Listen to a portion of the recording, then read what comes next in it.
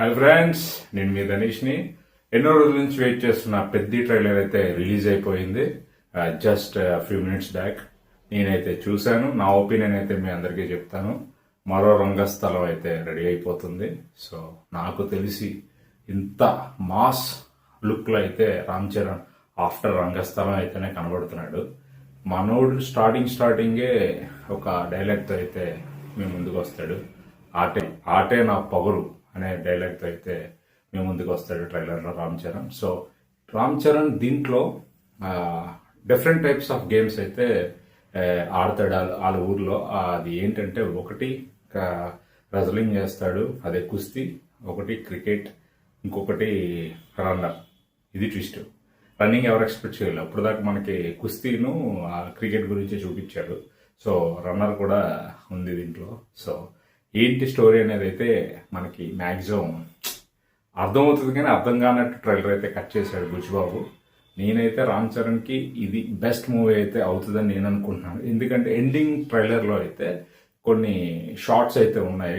Ram Charan emotional కానీ తన ఢిల్లీ వెళ్ళి అక్కడ ఏదో ఒక కాజ్ కోసం అయితే ఫైట్ చేస్తాడు. మేబీ ఊరు కాజో మేబో తెలియదు. ఎందుకంటే జగపతి బాబు ఉన్నాడు దీంట్లో. జగపతి బాబు ఊరు గురించి ఫైట్ చేసే ఒక కేటగిరీ క్యారెక్టర్ అయితే ఉంది తనకి. సో అతని ద్వారా తనకి ఏమైనా ఫైట్ చేసేది వస్తుందేమో అని చెప్పి ఢిల్లీలో ఫైట్ చేయడానికి వెళ్తాడు. ఆ సీన్స్ అన్ని చూస్తే ఒక ఊరి కోసం ఆట ఆడుతున్నాడు అనేది అయితే నాకు అర్థమవుతుంది. నేను ట్రైలర్ చూసిన విధానం అయితే నాకు అలా అనిపించింది. సో తన ఆడే ఆట ఊరి కోసం అని నేను అనుకుంటున్నాను. మిగతా ఆటలన్నీ ఆడతాడు, కానీ మెయిన్ ఆట అయితే ఊరి కోసమే. అందరూ ఆడారు అనుకుంటున్నారు, కానీ తను పోరాడాడు అనే డైలాగ్తో అయితే కట్ అవుతుంది ట్రైలర్ ఎక్కువ హైప్ ఇవ్వలేదు, అలానే లో చూపించలేదు. పర్ఫెక్ట్గా బ్యాలెన్స్ చేశాడు.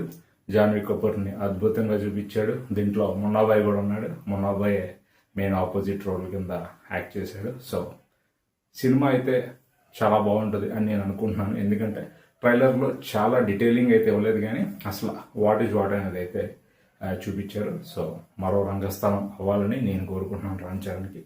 ఇది మన పెద్ద ట్రైలర్ మీద ఒపీనియన్.